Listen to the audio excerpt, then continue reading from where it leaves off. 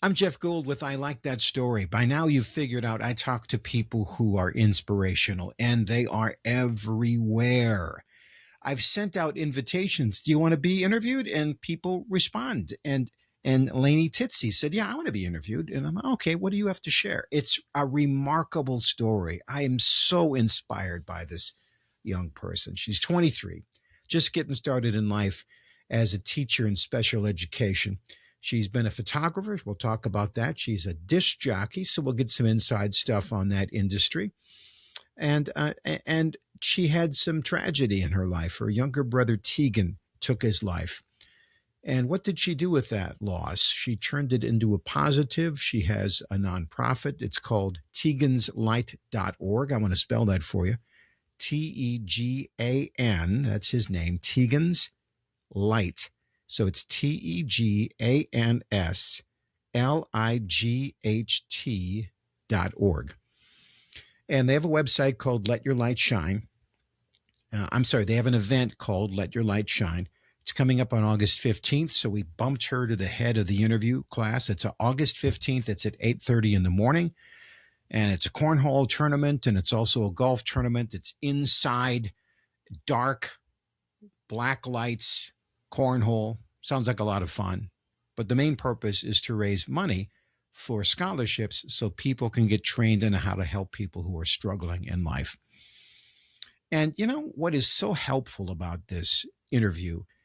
It's so uplifting. I just think you'll feel great about what I would say is just a normal, sunny disposition girl who is open and vulnerable and honest and just really, really, really fun to talk to.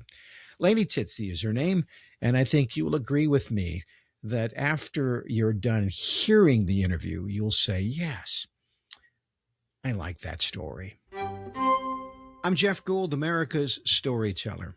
Do you have a story that you would like to share? If you do, let me know, or at least let somebody know, because everybody has an interesting story. And when we get a chance to hear those stories, I think we're all advanced. So when I put out this request, and I said, listen, we got some time. We'll put you out there. We'll interview whoever it is, and we'll trust that it's going to be a good interview. Every single time we've gotten great stuff. So I'm really excited to talk to Laney, who is a young person who is helping people deal with the complex issue of suicide. And she's also figuring out her place in life. And if you are somebody her age or know somebody her age, I think her insights will help all of us. And I think it's really going to be a fascinating interview. I cannot wait to talk to Laney Titze, our guest today on I Like That Story. Laney? So nice to be here. Oh, my I'm goodness excited. gracious. Now, you're a disc jockey, among other things, right? Mm-hmm. We're going to talk about that. Your family has dealt with some real tragedy. I wish that was a super unusual thing, but suicide is more common than we would care to realize. You are an elementary education teacher, special education teacher. Yes, it's my first year. First year, okay. Radio personality at Kool 98.3, photographer, business owner, nonprofit leader, mental health advocate from the state of South Dakota, and the treasurer and public relations manager for Tegan's Light, a nonprofit dedicated to promoting mental health awareness, suicide prevention, following the loss of your brother, Tegan. And you were one of a group of people who had a decision to make. What can we do with this tragedy? And you decided to turn it around and do something with it. So, wow, good for you. Well, as you are aware of this gig, we send out questions in advance because, that way you can prepare for some things. And at the very end, of course, you get a chance to turn the tables on me and ask me any question you want. You can ask one question, any question. Are you ready to start this thing? I'm ready. I've been ready. All right, let's do this. You got the Jeopardy board. You could pick any question off the board. What's your Jeopardy question? So I picked, what is my favorite Bible verse these days? Yes, that's biblical banter for 200. Yes. What is your favorite verse these days? Okay, what is it? My favorite verse is Jeremiah 29:11. And I actually have it tattooed on my arm because I carry it with me all the time. Let's It's see. for, yeah, it's kind of a weird angle. It's a butterfly, and the semicolon is honor of my brother, and then Jeremiah 29:11 is in it. Wow, that's gonna get blurry, Yeah. kiddo. All right, so Jeremiah 28:11. What is it? 29:11. 29:11. It's for I know the plans for you, says the Lord. Plans of prosperity and hope and for a better future. I carry that with me. I was actually on my high school graduation invite card because it just sticks by with me every single day. You know, when it comes down to it, whenever I'm dealing with something difficult, I just look to God. And Do you I have think a that's do you have, important. what do you have like a regimen, a daily routine that kind of helps you center and stuff like that? What is that? Usually it happens in the evening after a long day. I just kind of sit down and relax and read, and that really recenters me a lot. It just helps me get out all of the craziness from the day and just relax. What is the most anxious thing about being 23? I have no idea what I'm doing with my life. I don't think any 23-year-old knows.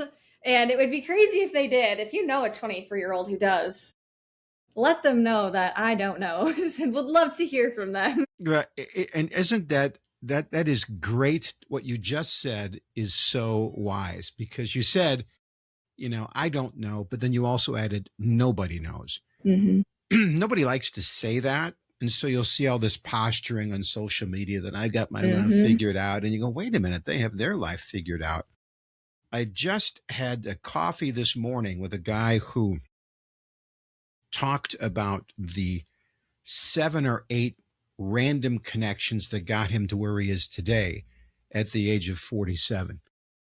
I thought it was interesting because he reminded me that, especially when you start out, it's about the people you connect to, Mm-hmm. and that takes you to the next thing. And only after you look back does it make any kind of sense. Yeah. And even at 23, I feel like I'm starting to see those connections now more than I ever did before.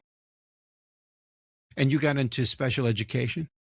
Yeah, actually, it's kind of crazy. I started off with a totally different degree. I was going for business, and then I ended up with special education. So honestly, it was just the work that I've done throughout the last several years of my life. It just led me right to it. And I'm honestly in the perfect career. I could not imagine doing anything different. And I get And to be a radio DJ on the side. So that's the yeah, best part. nice. Now I want to Yeah. talk about that because then you and I will talk a little bit of shop going on here. Yeah. But so, what made you pick business? I mean, so right now, people who watch this, they're either your age or have children your age or grandchildren your age, right? What is the thought process that led you to first business? I wanted to start a business with my hobby of photography, but the best advice I received from my professor at the time was you can start a business without the degree. You don't have to do that. And I realized, oh, yeah, I can do that, can I? So then I just started it and I found a lot of success with it. And that's when I really decided that education was where I belonged because I loved connecting with children and I couldn't decide between the two. It was truly between teaching and business. And once my professor gave me that advice, I realized I could do both. That was one of my questions. The best piece of advice you've ever gotten. Yeah. Is that it, or is there another one that's even more? There's another one. I'll save that for later. Okay, all right. So, what's the connection between photography and teaching? Honestly, photography is where I learned my love of teaching because I took a class in high school and it was just so fun to be able to connect with my peers and learn how to use a camera the right way. And as I went through my senior year, I realized that there were a lot of students in my graduating class that didn't have senior photos because they couldn't afford them. And so from there, I started doing free photos for my peers and other students. And it just kind of took off from there. And now that connection as a teacher, I get to help kids that same way. I think that if I could draw one correlation between, I would say you have to be very observant to be both a teacher and a photographer. Yeah. And I think that's just a tremendous sideways gift because as photographers walk through life, they go, huh, and they see that flower, they see that look, and they just go, huh, and they may or may not take a picture of it, but they did capture it and they did notice it. And then when I look to teaching, you tend to notice people and things. Yeah. I think that's a beautiful thing that you saw, kids who, well, I don't care. I don't need to see your picture. I don't care. And then, but you saw that and you said, hey, why don't I figure this out? I'm a problem solver. That's my favorite thing to do. Have you noticed in photography that all the kids who are wealthy want their pictures taken by the train tracks or some sort of crummy It's so true. slump? It's so true. That the kids who are struggling, they want to go to some fancy place, and the kids who just the kids who got it made, they put on crummy clothes and they look sad, and they're in some sort of abandoned alley somewhere. Yep, and they have the look on their face like it's smolder. Yeah. Yep. Now, what do you say to that? Do you say cut it out, or what do you think that's about? Yeah, honestly, I look for the uniqueness in people. Whenever I'm taking photos of people, I always say, well, what's your hobby? What did you play in school? What are things that you did? And then I always tie that into their photos because photos tell a story that words can't say. And so I always look for that. Even with like family pictures, I'm like, what do you do with your family? What do you like to do? And then we go out to the locations. Maybe they like to go to the park. Let's go to the park and have some fun. And it's just so fun to be able to connect people's stories. And you prefer photography, portrait photography? Or yes. Okay. Yeah. Okay. It's definitely one of my favorites. I like capturing people's smiles. How do you get a real smile instead of like the old canned? You crack a what I'm terrible talking about. joke. Yeah. Yeah. Oh yeah. So what did you Trust say? me. You crack a terrible joke. Usually that gets people. I'm super goofy when I take photos, and so usually that helps. So and you do that intentionally. Okay. So I am a guy who happens to love terrible jokes. Give me one. Okay. I'm sure you got them on What cards. is the difference between a hippo and something that is like a little plate? They weigh different. It's Zippo. Your Zippo weight. See, it's terrible, but it works. It makes you smile. It makes no sense, but it made you smile. Yeah, that's all right. Very good. All right. And you think you'll always be a photographer of some type? I mean, there are people who get into hair, and then they're always fixing people's hair in the family, right? Do you think you're going to be like the family photographer, or what do you think? Honestly, I don't do a lot of family photos with my own family. I feel like I just like working with people outside the box. Sometimes when you're working with family, half the time they're yelling at me. And so it's like, no. Wedding photography? Yeah, I actually have a wedding coming up in a couple of weeks. Oh, no. I'm very excited. I was going to say, oh, are you? Oh, boy. Yeah. There's a lot of pressure in weddings. Ooh, there boy. is, but I love the challenge of it. Okay. Yeah. I was going to ask if she's a bridezilla, but you can't say. She's not. That's the good news. Okay, that's the good news. Is there like a vetting process where you just say, it looks like I'm busy after talking to you for 15 minutes? Oh, I forgot about it. You have? Yeah. Okay. Yeah, that's happened once or twice.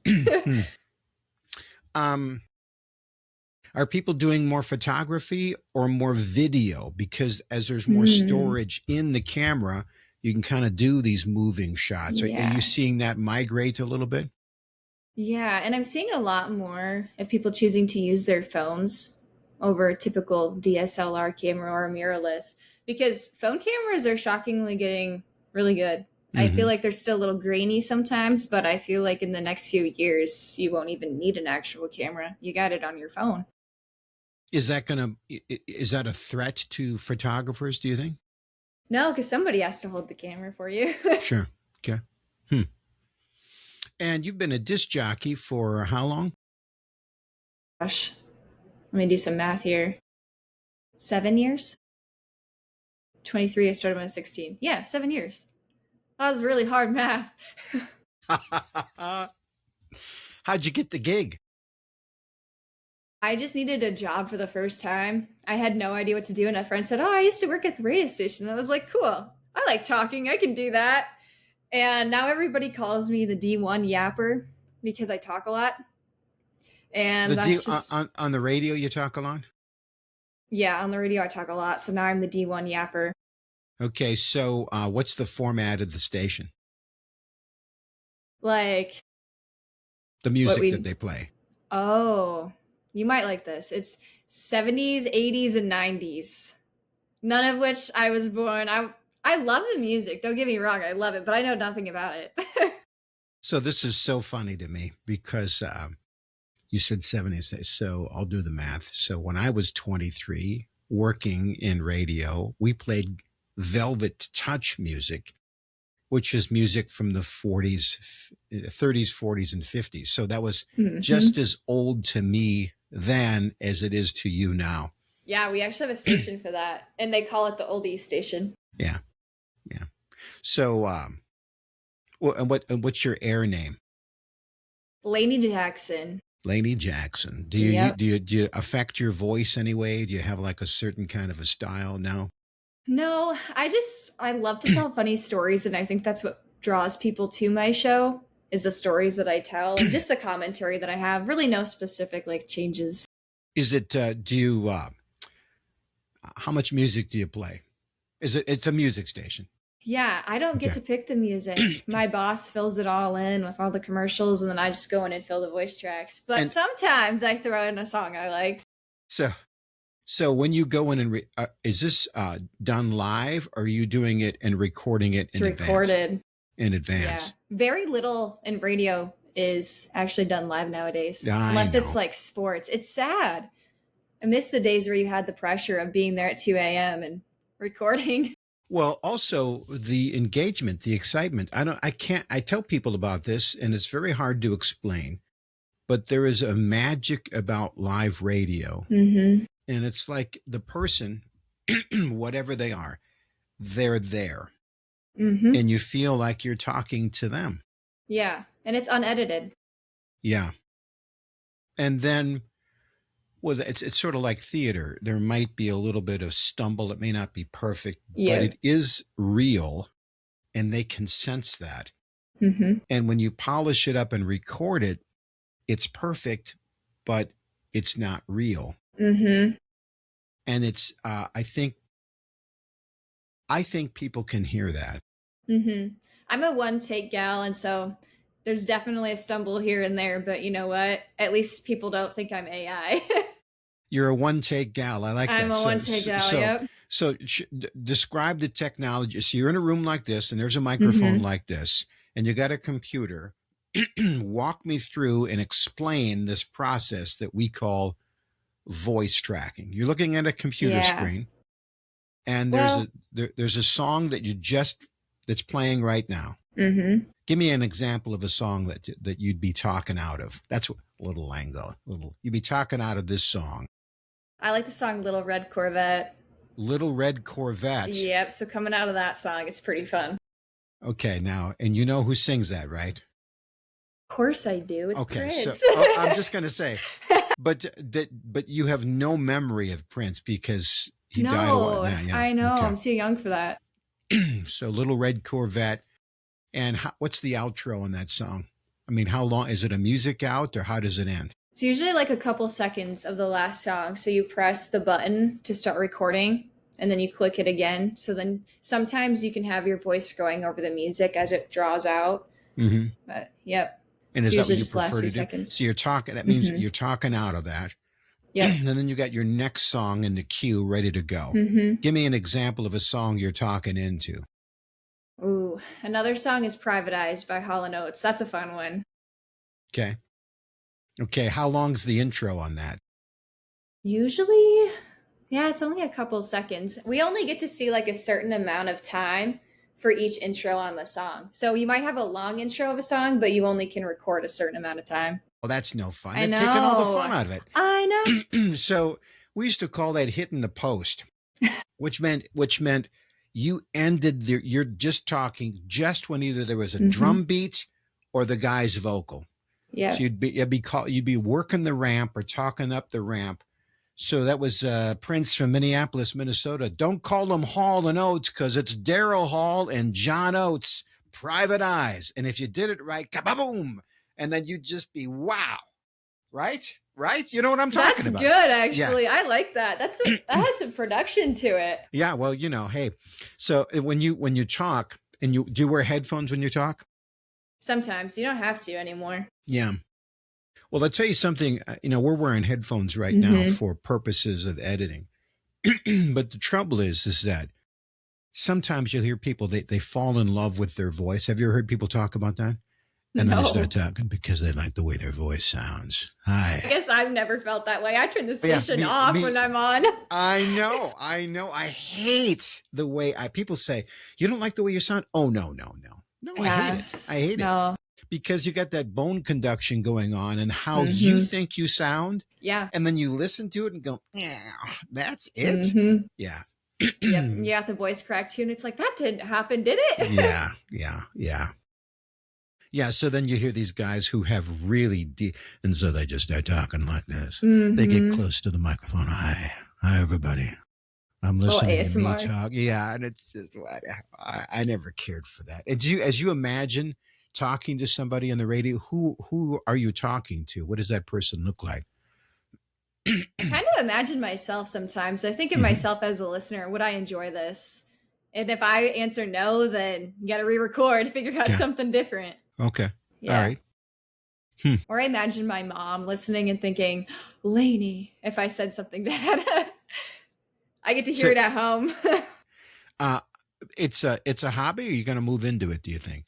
Well, you're a special ed teacher. Yeah. But you might keep gigging. I don't know. You might do it on the weekends. I don't know. My show has really grown over the last year in particular. Like, people are now recognizing my voice in places I was not expecting, like at church or at the store. And a lot of my dad's friends now recognize me too, his coworkers. It's like, how are these people figuring that out? But it's really growing. Laney Jackson? Wow. Yes, I get that a lot now. And it's surprising because I used to not when I was younger. I never heard people recognizing my voice, but now it's very common. And what's your response to that? I just say, yep, that's me. I'm not responsible if you didn't like the story. Or something I said on air. It's kind of fun, though, isn't it? It is. It's fun just being able to share things. It's a very unique job, and I love every second of it. Yeah, there's not many of us anymore, though, is it? Radio is, yeah. What do you think? What do you think the future of radio will be? I think it's going to be podcasts. Yeah, I feel like that's the future. And there's a lot of things like streaming services that are starting to enter in where people don't even really turn to the radio anymore in their cars. It's sad, but I hope it sticks around for quite some time. I mean, people who are your age, do they listen to the radio? I don't know. I mean, I do. But I don't really hear my friends listening to it anymore. Actually, you know what? I did have a friend say she heard me on the radio once, and I was like, oh my gosh, a Gen Zer heard me on the radio. That's amazing. Well, I think if I could, if any radio moguls are listening or watching, people, anybody can listen to a song any different way, and that's entertainment. Yep. Anybody can listen to opinion, and that's fine. You get that on podcast. But what you get in radio is companionship, right? Yeah. So it's like, and people like that. They like, and podcasts, I do like podcasts, obviously, but they do require a fair amount of attention. Yes. And what you like about radio is kind of like your buddy, over here. You're listening. He's part. Maybe you listen, you stop, but they're part of your routine, and they're really. And when they're gone, they'll be sad. Yeah. Yep. What is it that you like about special education? I just love being able to help kids. It's so much fun. If you would have told me I was going to be a special education teacher, like even 5 years ago, I'd been like, you're crazy. I'm not doing that. And now I can't imagine doing anything different. It's just an incredible experience seeing kids learn. Have you ever seen a light bulb moment in a person? Describe that. It's like their eyes light up and they smile and they're like, oh, I get it now. Like that moment, I get to see that every day. And that is so cool. Give me an example of that. So last year when I was student teaching, I had a student who was really struggling with a math topic. And I tried so many different ways to explain it. I mean, there's so many different ways you can do math nowadays. Mhm. And it took bringing out blocks for the student to understand it. And once they saw it and realized it, it was just this moment of, oh my gosh, I get it now. Describe that exact thing that you did with blocks. So it was subtraction, right? Taking away is very hard for kids because they're so used to adding. That's what they learn first, that taking away is really confusing. So you have these blocks, and then when you remove them, what's left? Well, for her, she couldn't visualize that there was something left. In her mind, she was still counting the other blocks that I took away. And so finally, once you take those blocks and visualize it for her, she got it. And it was so cool because I experimented so many times trying to figure out how to teach this girl subtraction. And then once she got it, it was just a relief. As a teacher, it's a really good feeling. It's like having a weight lifted off your shoulders because you just made a difference in that kid's life. She's going to have to subtract at some point. Yeah. Now is the time to learn. So. And they say that, my wife was a teacher. I have 4 daughters. 3 of them are in education. And they'll say things like, you can't be a perfect teacher to every kind of student, but you can be a perfect teacher to a certain type of student. Yeah. And I think that's the goal. To make a difference to that one. Yeah. Because some kids just get it. Yeah. Yeah. And it's a hard job that not many people can do for a career. Yeah. And have teachers talked to you about that? Yeah. And I think a lot of the burnout is coming from changes in just society in general. The expectations are getting higher and the resources are getting lower. We don't have as many resources as we used to have. And I think technology is also shaping kids' behaviors in the classroom. And that's shaking up classrooms.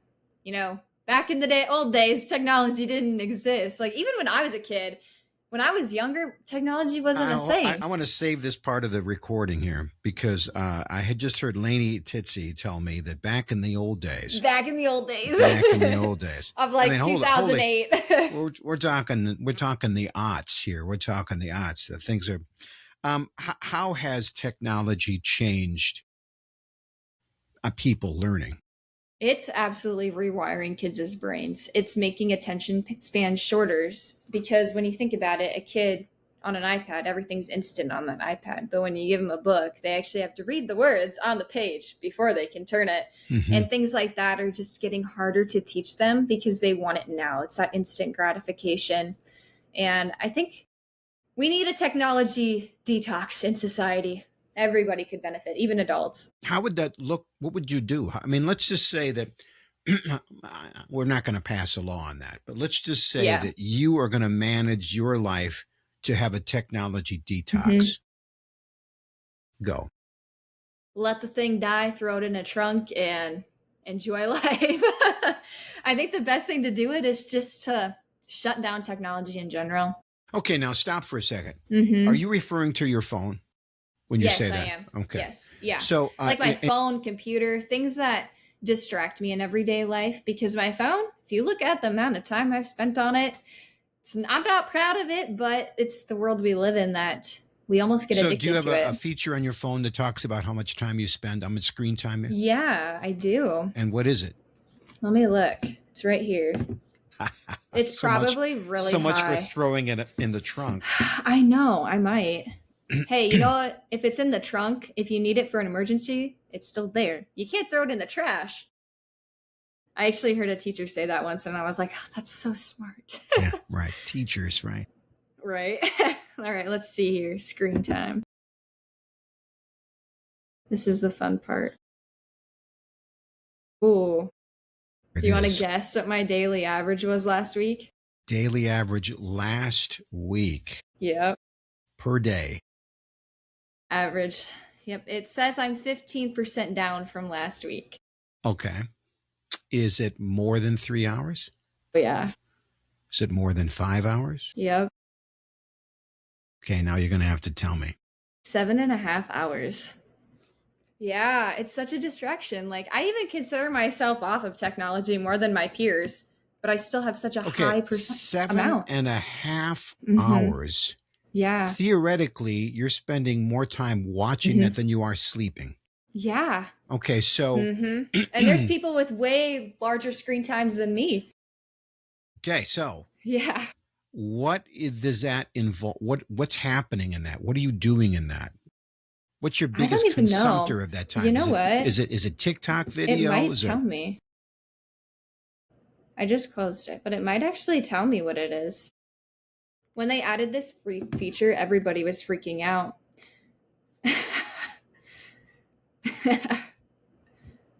Oh, wait, it doesn't tell me. what do you think it is? It's probably Googling random things. Mm-hmm. Mm-hmm. Just, yeah, when you get bored, what is the temperature of the sun? And Googling that and then going down the rabbit hole. Yeah, it's a love-hate relationship. I mean, Mm-hmm. first off, when people want to talk to you, how do they get a hold of you? If Right. people want to contact you, there's a lot of different ways. Mm-hmm. My calendar is on my phone.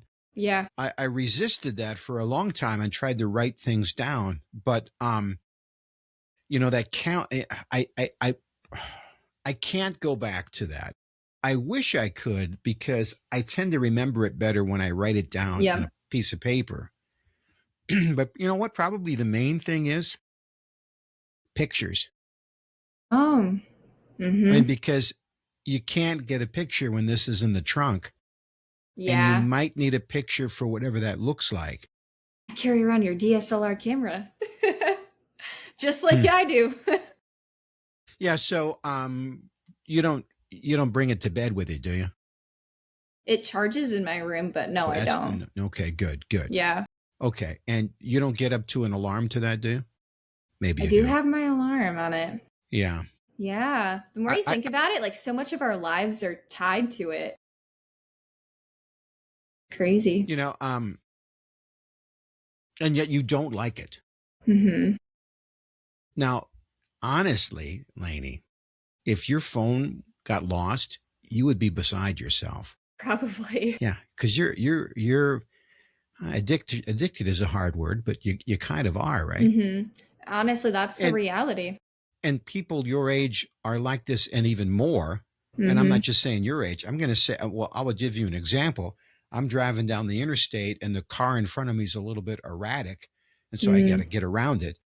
And it's a woman in her 70s on her phone, texting and driving. Okay, so it's not just young people. It's you got the technology early. Everybody else is catching up, but it's not good. I at least had a childhood without technology. I will say I didn't actually start having technology in my life until around middle school. But nowadays, you see kids as young as 1-2 years old and they know how to run an iPad. That's crazy. Do you how did you get your first phone? Did your folks get it? Did your mom get it? Or did you get it or what? Yeah, it was a pink flip phone, and it's because my dad forgot my brother and I at the school dance, and we were trying to call from the office, but it wouldn't work. So they got us a flip phone to share.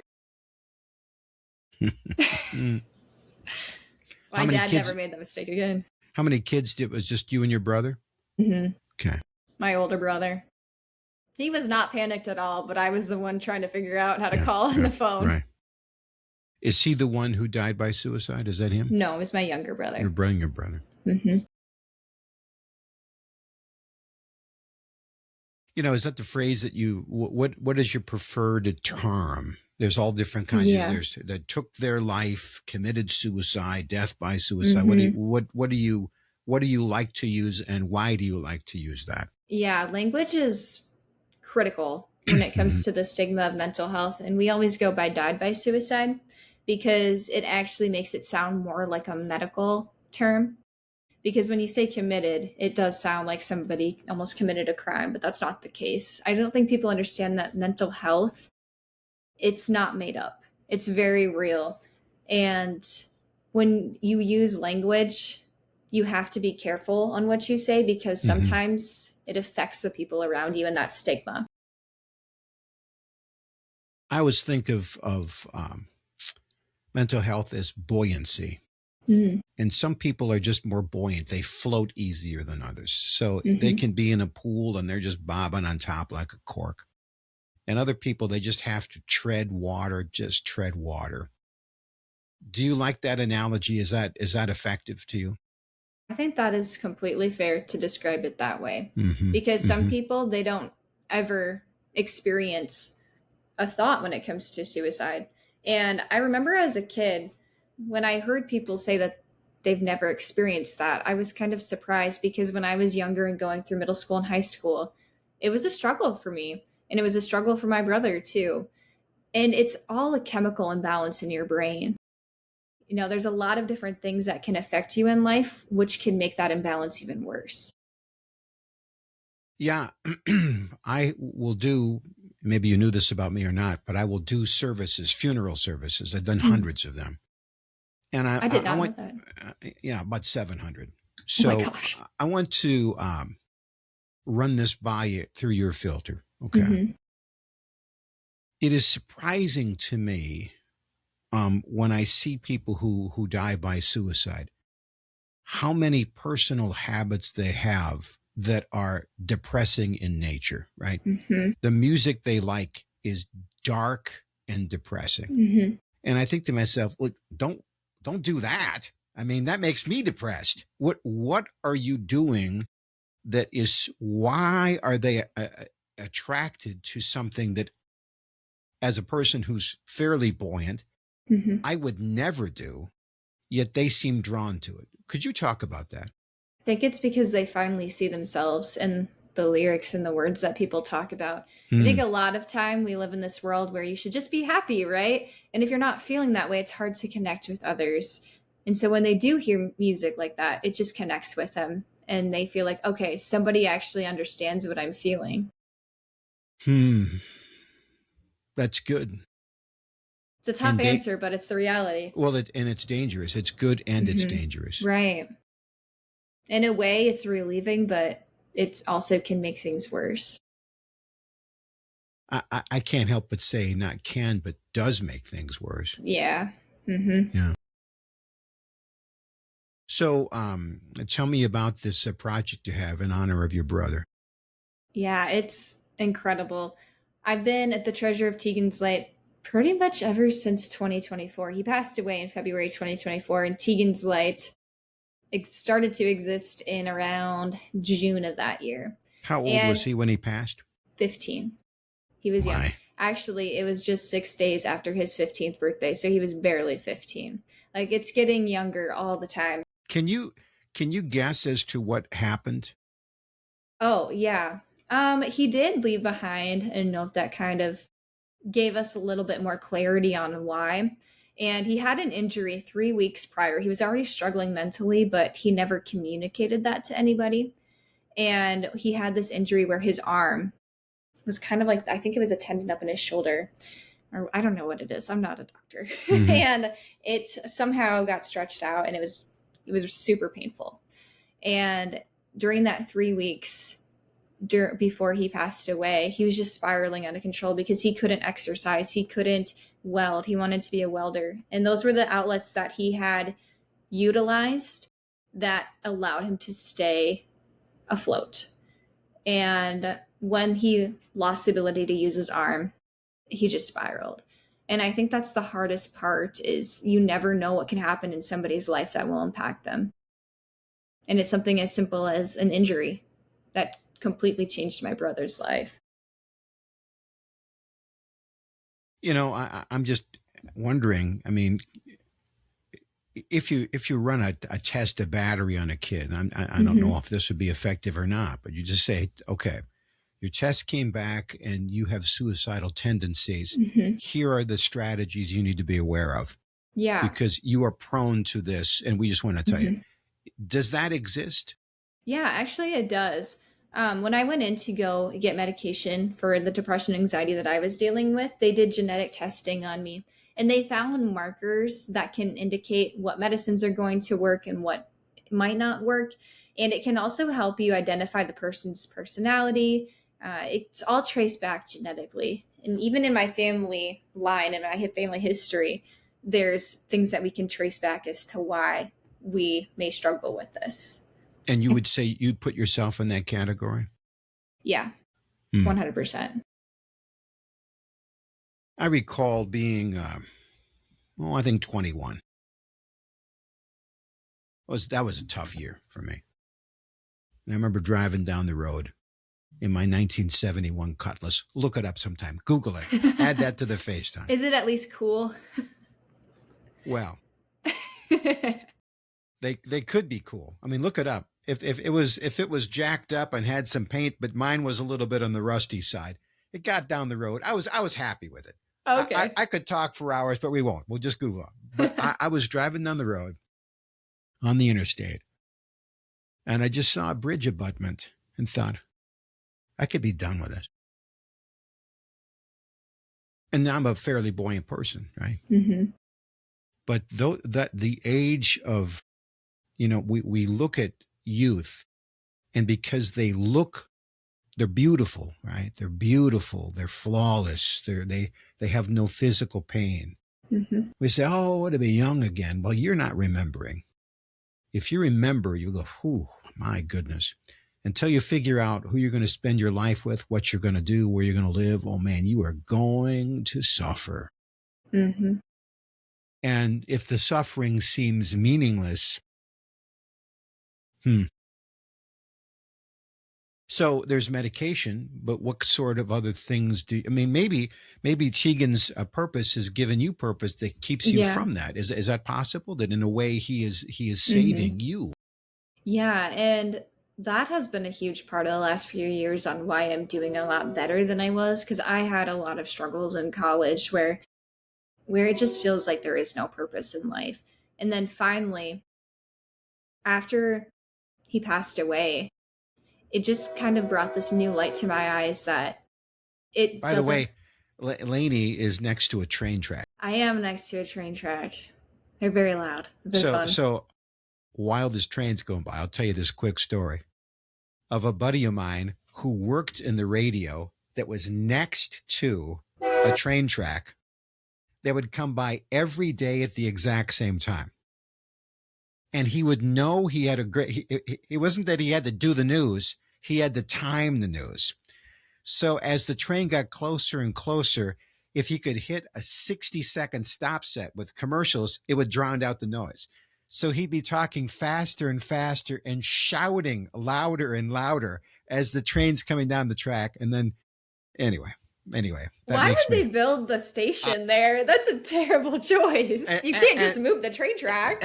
And Laney, there was also, it was a travel agency, bus station, and radio station. Oh my gosh. He would be upstairs reading the news, and then somebody would go, and he would have to put a record on, go downstairs and sell them a bus ticket. And then weigh their luggage on a bathroom scale. The bathroom scale says not for legal tender. Yeah. Anyway, that's what they did. And they what year was this? Oh, let me think about this. When would that have been? Oh, probably about 1980. Probably about 1980. Okay. Yeah. That's actually a wild job. Yeah, it's a wild job. Radio's full of stories. Okay, it really let's go back. I think the train has passed. Yes. Okay, let's talk about your brother and how this maybe is working for you personally. Yeah, it's just given me a new sense of my purpose in life, just helping others and using my story and my brother's story to let others realize that there is hope and that their life matters. I think that's the hardest part to convey to a teenager, is that your life matters. You don't see the full purpose yet. That's impossible for a teenager to see because they don't know what the future is like. Some of them are just trying to figure out what they're going to eat for lunch, right? Mm-hmm. And so it's a lot. There's so many moving parts to mental health that it almost feels like it's an impossible solution. But, if we don't take steps now, we'll never see that solution. And so the little pieces of work we're doing now at Tegan's Light is making an impact. I've had people come up and tell me that my brother's story was the reason why they went to therapy or they went to their doctor to get some help. I had people tell me that they stopped at my brother's grave site and they realized that I could get help or I could end up here. Like, those are actual words that people have told me before. And it's sad, but you know what? That's one person that my brother saved. And it's incredible to hear those stories, knowing that what we're doing is actually making a difference. Whenever you're talking about suffering, you don't want to be trite. But I've heard this before, that God does not waste a drop of your suffering. Have you ever heard that before? Yeah. And it's true. That, as hard as this has been and still is in some regards, that God can use it to help somebody else. And you will get enough of that back to go, okay. I mean, it's not good, but you've made it better. Yep. It's like when life gives you lemons, make lemonade. Right. I saw another sour, but I heard this too. When life gives you lemons, you're not going to get scurvy, right? So there you go. Oh my gosh. Actually, I know someone who had scurvy once. They should have ate a lemon. What the heck? I know. In where? In the United States of America? What kind of He had a horrible diet. He just ate meat and eggs all the time. And yeah, he started to show signs of scurvy, and we're like, you should probably eat a fruit. That might help. Which from my novels in the back here, that means your teeth fall out. Your scars start, your breath gets bad. I mean, it's not a good deal. Yeah. So there you go. When life gives you lemons, no scurvy. Right, there you go. Yeah. Yep. You're in the pageant world. Yes, I am. I didn't even put that. How do you remember that? I know that. Well, so my family's in the pageant world. I'm a periphery guy, but you think of people say pageants, they go, oh, beauty pageants. And it was, it's a little bit anachronistic. Do you think of that? What do you think about the pageant system? Pageants are the reason that I'm here today. It gave me a purpose when I was in high school, when I was struggling. It helped me a lot. And then even when I was struggling in college, I realized that the skills that I learned through pageantry benefit me in my entire life. Actually, the job that I was up for, there was 24 applicants. And I didn't get the first two, but I got the third one. And I'm a first-year teacher, and the first two had so much experience. Like, it was an obvious choice why they would get picked. But I just remember sitting there thinking, why would they pick a first year, right? And I can say that it's because of pageants I learned how to communicate with others and just show my passions with people and know how to achieve goals. And I think that has really projected me well into the teaching career. Well, that is the greatest commercial I could give for. I'm just talking about that because I would say the exact same thing. Because what happens in a pageant? Well, you got to be up in front of a bunch of people that are staring at you. Yeah. And it's nerve wracking. And there's fitness. They don't do swimsuits anymore, but there's fitness. I did stuff. Swimsuit, actually. You did. All right. Yeah. All right. It was hard, but you get through it and it makes you better. And my sisters and my daughters would say the same thing. She said, well, when you go out and you're like, wow, uh-oh. And then you can say, wait a minute. In 6 months, I got to wear a swimsuit. All right. That changes some personal habits.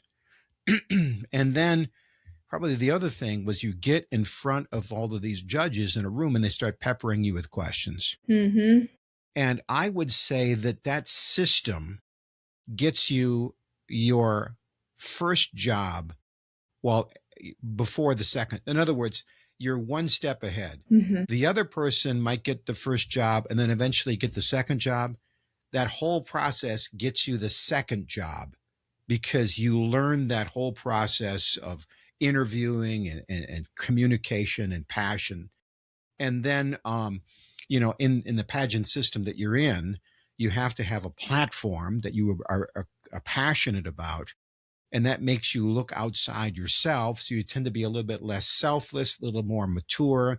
It's kind of a, I know people look at the crown and the sash Mm-hmm. and the, expression, but the real work is happening way outside Yeah. of that. Yeah. Yep. Yeah. Yeah, it's incredible how much it shaped my life. And I don't think I would be in the position I'm in right now if it wasn't for pageants, because I was really shy in high school. That was part of the reason why I dealt with depression and anxiety, because I was so shy. It was hard to talk to people. And then I just decided to do a pageant, the shy girl up on stage. I did not win that one, but I learned a lot. And so Mm-hmm. it's just allowed me to truly become who I'm meant to be. Hmm. And I firmly believe that it's allowed me to serve my purpose that God has given me to use my talents. Hmm.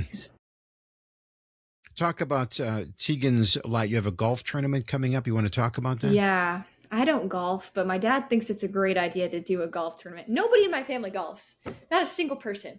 And so I've got approached by somebody a couple years ago and said that they wanted to do a golf tournament to help us out with our scholarship fund. And it started off as a golf tournament, and then it turned into a golf and cornhole tournament. And we've been doing that for 2 years, and this is the third year. I'm so excited because it's glow in the dark theme this year. We've never had this before. The cornhole boards are going to be glow in the dark. So you'll play at night? For the cornhole. Well, no, it's like a black light room. Oh, it's inside. Yeah, They yeah, shut it's off the inside a lights. building for the Okay. cornhole. The golf part is not glow in the dark. We have to get up bright and early for that. But the overall goal with it is to fundraise for our scholarship fund. And this year we gave out over $7,700 in scholarships. And it's to students across the state. I mean, I drove all the way to Spearfish, Aberdeen, Sioux Falls.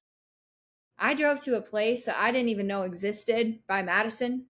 I just tell people it's by Madison. We get a lot of those else places knows. in South Dakota. Yeah. South Dakota is full of these places. What? Yeah. That? I had to And drive what- 15 miles out. I was like, where even am I? I don't know.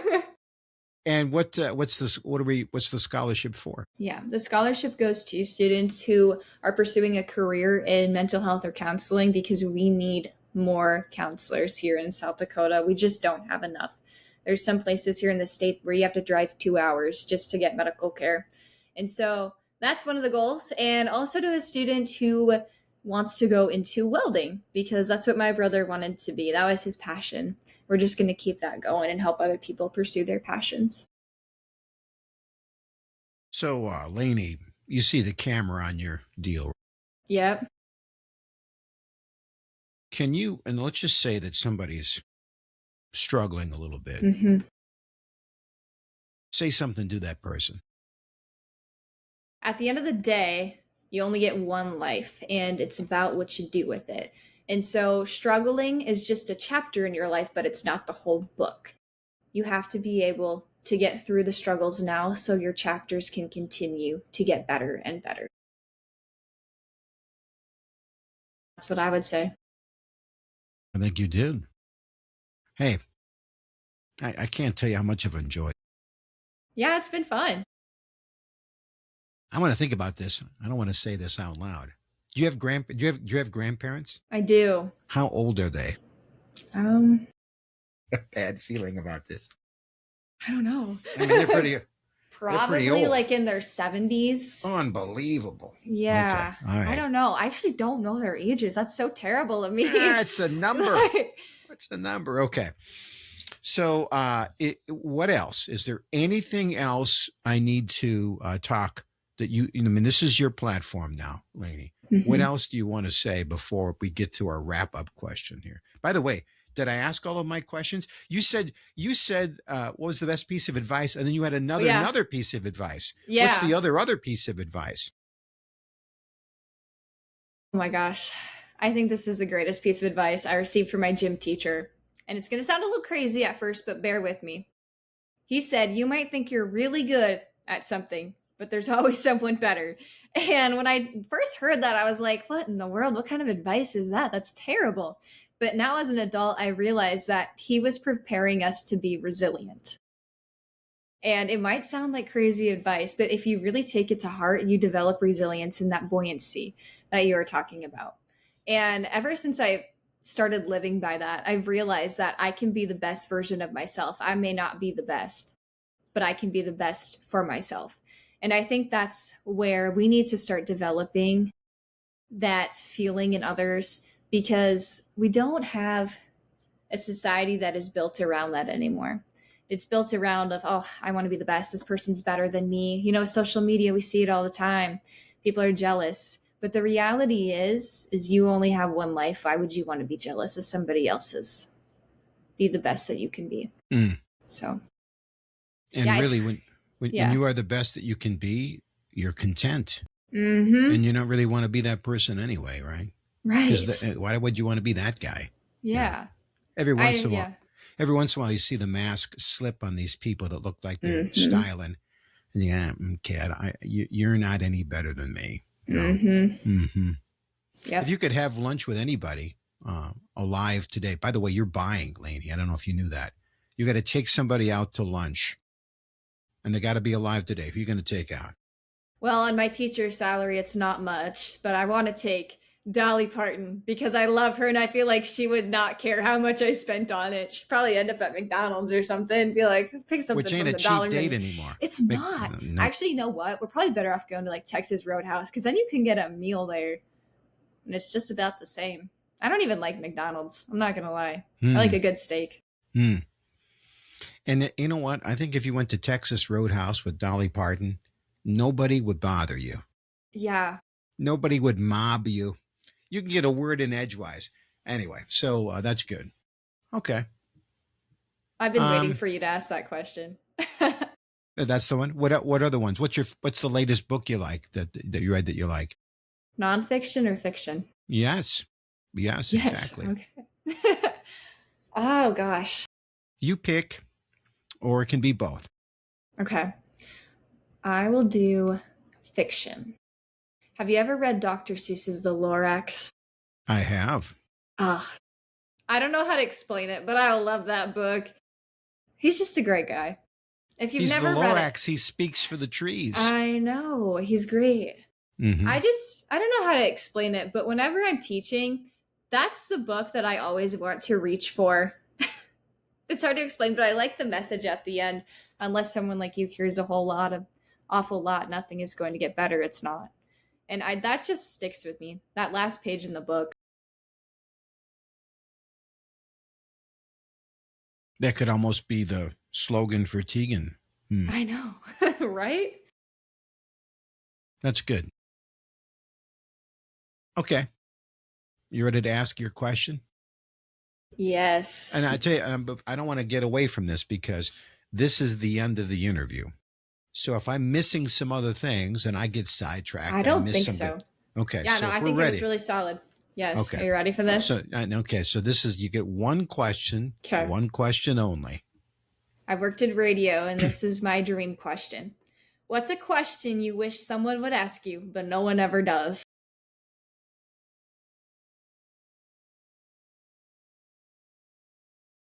We gotta think about it. It's hard.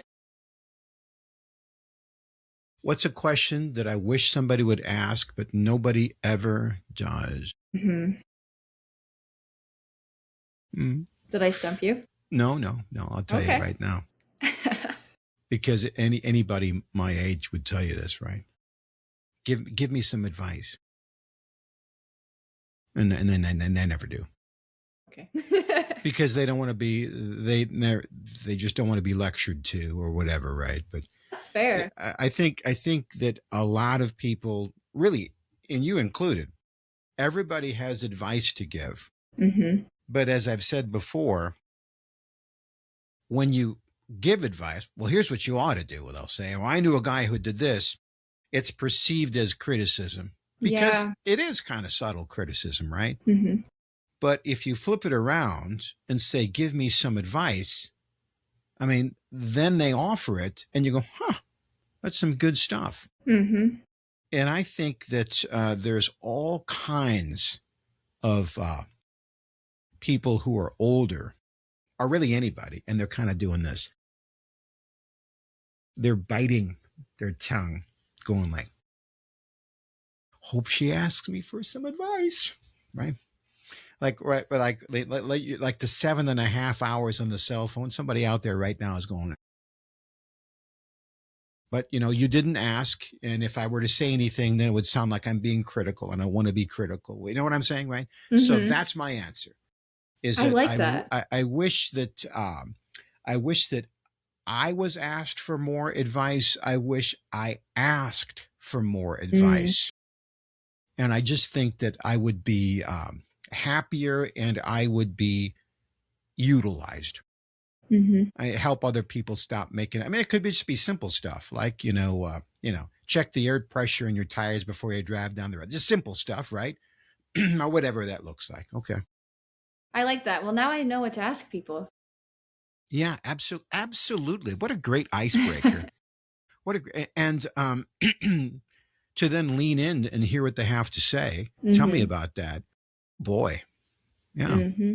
You never Mhm. know where the conversation will go. And even your students are remarkably wise in ways like that. Yep. Tell me something you've learned, or give me some advice. And the son, wisdom is not an intellectual gift; Hmm. it's a heart and soul gift. Yes. And we make a big mistake of only asking wealthy and famous people for their advice. And one of the reasons I like doing this is how much I've learned from you that is wise. Hmm. Yeah, I will. You know what? I'm going to do that on the first day of school. I'm going to ask my students for some advice, see how that goes. We'll see what happens. Well, it's kind of a thought stumper, right? Hmm. But I think you could always have that as up there on the wall, and just see if Yeah. somebody, over the course, does anybody else have any, and just see what you could do. Hmm. Because, yeah, We really, how many students do you have? I have 13. Oh, I know. It's kind of nice. I what love do we it. call that? An EIP, IEP, IEP. instructional, Yep. in, instructional education plan? Is that what that Individual means? education. Oh, wait, individualized education program. There you go. Okay. Yeah, I have I no knew it. idea how many times I heard that in college. Every like other day. Well, and it's necessary paperwork, but it's It kind of is. joy. It steals the joy at the same time. Sometimes you go, Yeah. oh, can I just talk to kids? Okay. All right. Hmm. Well, here's the thing, Laney. Sometimes I'll drag an interview on just because I don't want it to end, and that's not fair to you. So I wanted to say thank you. Thank you very much for your time. Yeah. Thank you so much for Yeah. letting me join. Yeah. This was fun. Yeah, absolutely, Laney. All right. God bless. Take care. See ya. Thank you.